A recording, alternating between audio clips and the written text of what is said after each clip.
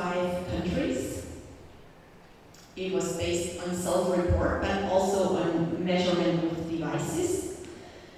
And the estimate across all countries showed that physical activity went down by approximately 17 minutes per day in children and adolescents aged 3 to 18 years. So during the COVID-19 pandemic, the picture got worse. More children and more adolescents did not do physical activity and did not meet the guidelines. Just to note that this study did include 2 countries from within the WHO Eastern Mediterranean region, this region here, and the countries included in Oakley and others were Morocco and Pakistan. In terms of the other components of the guidelines, as I said earlier, children and adolescents should also do 3 days with vigorous intensity physical activity and muscle strengthening. Again, there is less data available than for the 60 minutes per day. But here, this is a study that was conducted in Europe and Canada. And the bars here on this side are for boys, and on that side for girls. And the darker the green, the younger the age. So that's 11, 13, and 15-year-olds, boys and girls. And you can see it's going down, down, down. The older the adolescents get, the less likely they are to do vigorous intensity physical activity. And it's further down in girls. So girls, again, do less vigorous intensity activity than boys.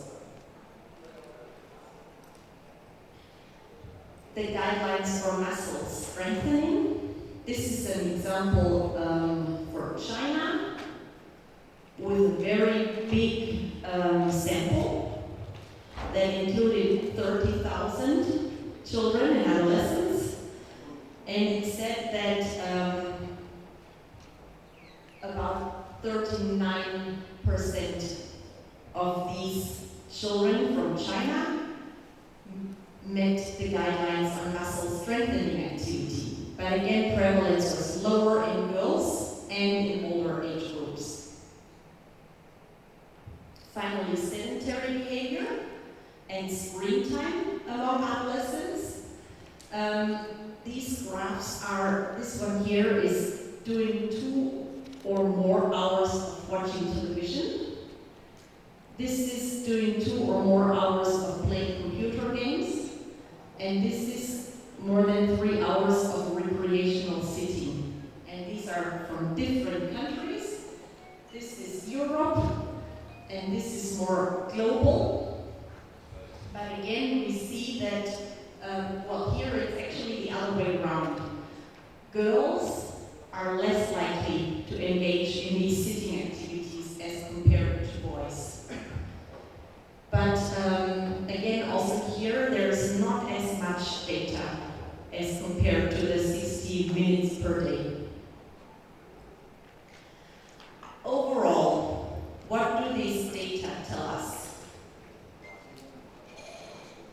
We do have good global data availability for aerobic physical activity, meeting the guidelines. 150 minutes for adults, 60 minutes per day for adolescents. There's a lot of data. And these data show us that over a quarter of the adult population and over 3/4 of the adolescent population are not meeting the physical activity guidelines. Females are generally less active than males for both adults and adolescents.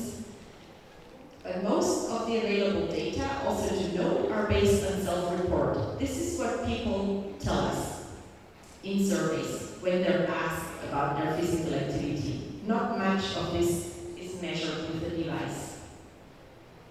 There are large global data gaps on some of the other components of that are used are not consistent. So we don't know as much about vigorous intensity physical activity, about sitting, about balance, about strength. But we do know enough, despite these gaps and limitations, we do know enough that we can act.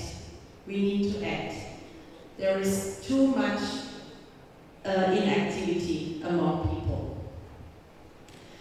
This is why a few years ago, the WHO member states, the countries of WHO, asked the Secretariat, that is the WHO, to develop an action plan for physical activity. And this was done in about 2016-17, and it was developed through a big worldwide consultation process involving many governments and stakeholders from many sectors. So this is the Global Action Plan on Physical Activity 2018 to 2030. It's called the GAPA. The vision of the action plan is to have more active people for a healthier world. And the target, I have mentioned this earlier, is a 15% relative reduction in the global prevalence of physical inactivity in adults and adolescents by 2030. In the action plan, there are 4 objectives. 1 is to create active societies. Now, what does this mean? This means really to increase people's knowledge and awareness about the benefits of physical activity. Objective 2 is to create active environments. To create environments, spaces for people that make it easy to be active. Objective 3 is to create active people. This means to create plenty of opportunities where people can be active. And objective number 4 is to create active systems, where the whole of governments across sectors work towards increasing physical activity.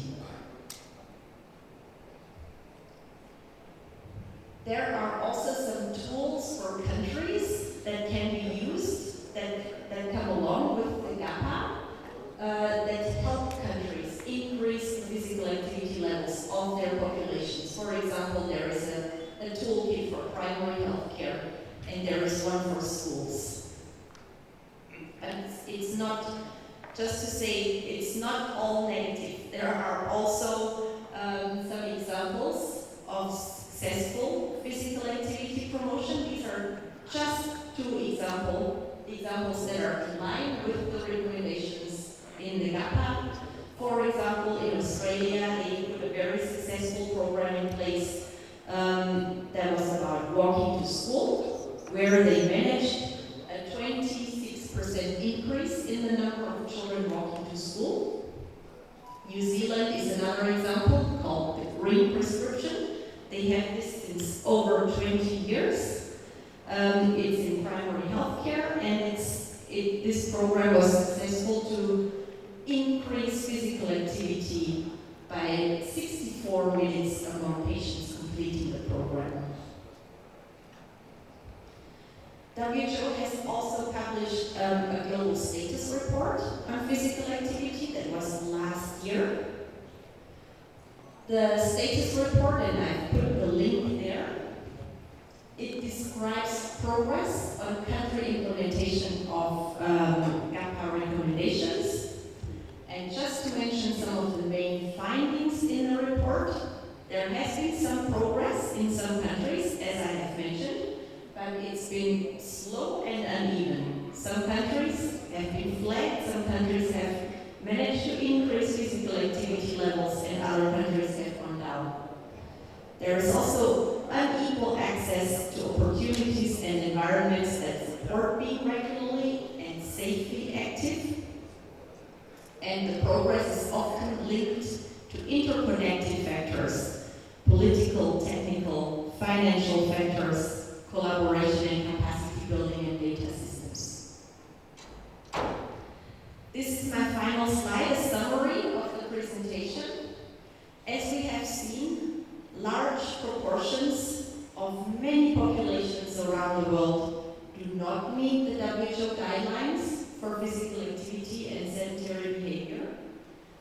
There are known limitations and data gaps. We know we need more information, particularly for some components of physical activity.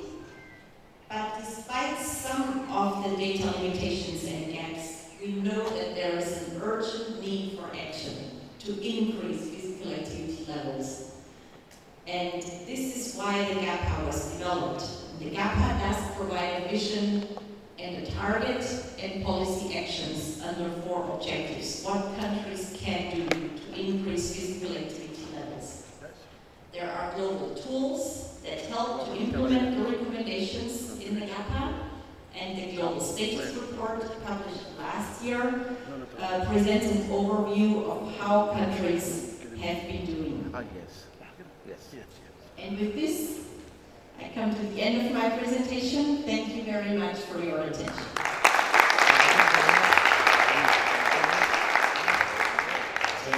Thank you very much for the nice presentation, a lot of information. And the most important thing I found is the guidance of what available resources if somebody wants to go and implement a program. I think because of the time limitation, there is panel discussion later on, so we can leave that question to later on for the panel discussion, and probably we'll invite that. Thank you very much.